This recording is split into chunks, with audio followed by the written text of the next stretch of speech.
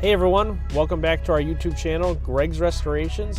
Today we are here with a 1993 Mitsubishi 3000GT VR-4. This was a winter project we did at the shop.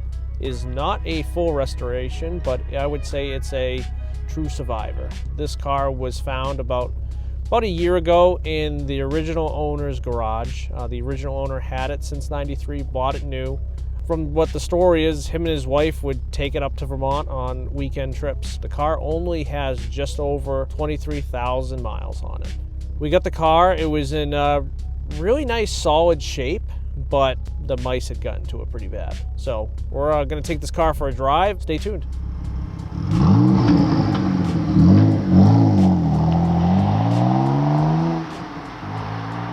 What's really neat about this car, it's an American market Japanese sports car that was amazing for its time. It was like one of the most favorite sports cars of the 90s. Mitsubishi dominated the market with these cars.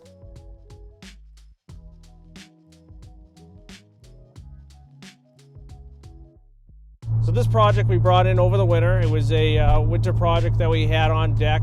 All of our restorations are usually, 1 to 2 years out, and this customer had been waiting patiently to have us work on this car. The owner of it now purchased it from a family friend that owned it since new. He bought it kind of sight unseen. This project was probably 4 times the amount of work that I anticipated on. You never know what you get into with older antique cars that have been sitting 20 years. This car was last registered in 2004. I'm actually looking at the old inspection sticker. So I would expect it's been off the road for, 19 years now. The car needed to be fully mechanically restored. We did not paint the car. All we did on the car was we did a full interior reconditioning, cleaning, and we did exterior paint correction and buffing. We tried to preserve the original paint that's on it because it is original paint.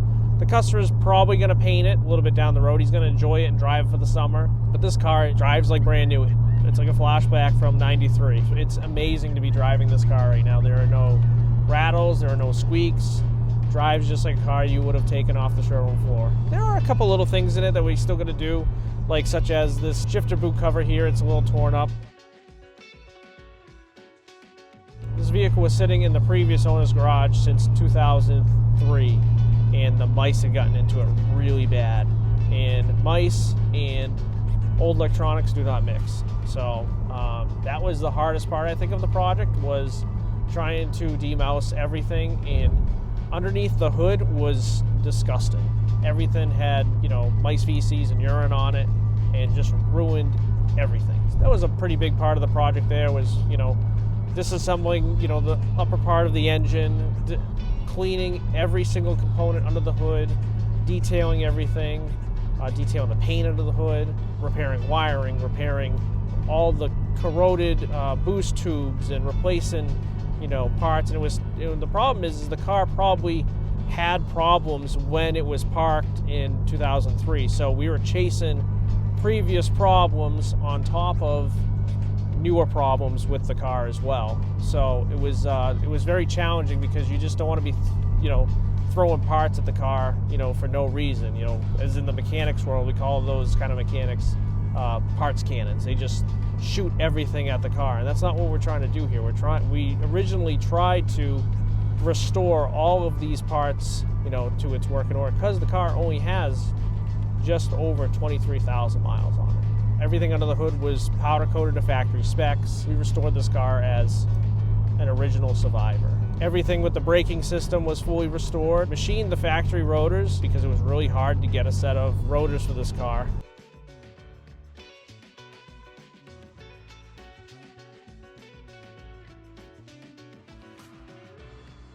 All the hoses were done. Coolant system was overhauled to put a new radiator in it. Suspension work.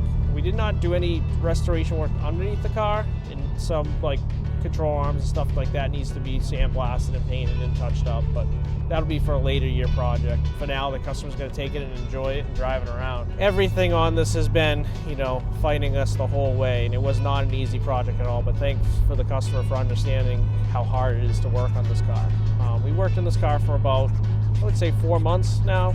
It's got the built-in factory turbo gauge on the dash. From what I was told is it's got a 14-pound boost gauge, and it's kind of a gimmick because these cars only came with about 10 PSI factory. So when you get on it, it pegs, to 14. But we actually put a manual boost controller on this, so it's regulated to 10 PSI is what we did, because we were having problems with over boosting and lots of problems with this car.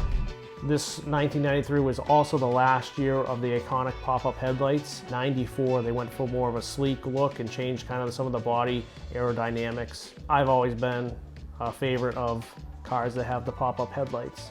Also, this car came with a 3-liter V6, had just around 300 horsepower, dual overhead cam with 24 valves. It had about 307 foot-pounds of torque. This car also came stock with twin turbochargers and twin intercoolers. Regular SL and GT package were naturally aspirated engines. The VR-4 over the SL and GT package had about 75 more horsepower than the naturally aspirated engine. So it definitely had some more features than the SL and the GT. This car sale price new was around $40,000. That was really expensive for 93. In today's market, it's probably about $90,000.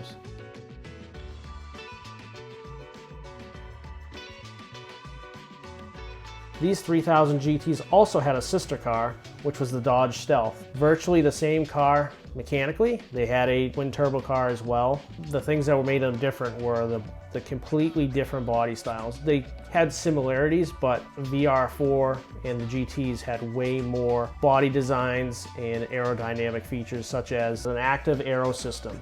That's what they called the system. And the rear spoiler and the front lower bumper valance would move when you were going over 50 miles an hour to hold the car down on the track. It was a computer-controlled aerodynamic system, and it actually was tested and proven it works. It came factory with full-time all-wheel drive and rear steering. Not a lot of cars come with rear steering at all. It only turned about 1.5 degrees. It still helps in the track a little bit. One thing we did not do that was factory on this car was we did not put the original wheels back on it. The customer didn't really like chrome, and the wheels were so corroded from sitting on the damp concrete floor where it was stored that it just ruined the wheels and they couldn't be refinished. So we went with an 18-inch, semi-gloss black wheel. I think it's a 5-spoke that we have on it with some Nitto G2 tires on it.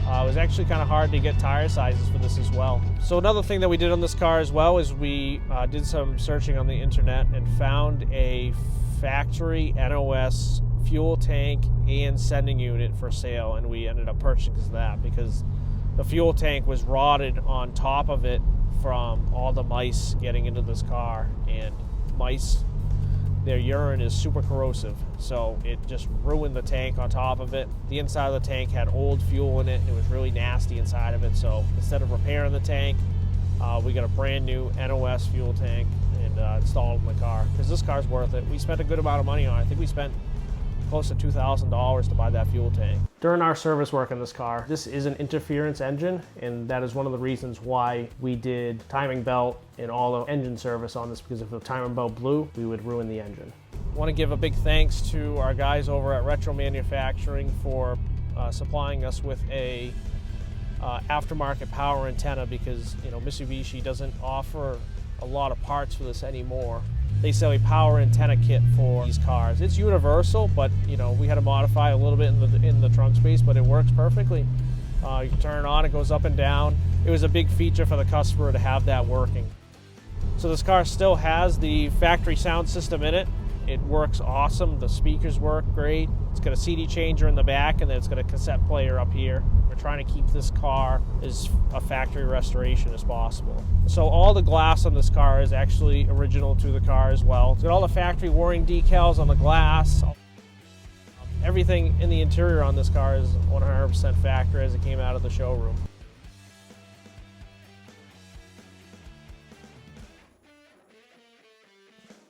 Interior was detailed and cleaned, and everything's really nice on it. We had one stain on the passenger side floor that we cleaned because the mice were up underneath the dash on that side.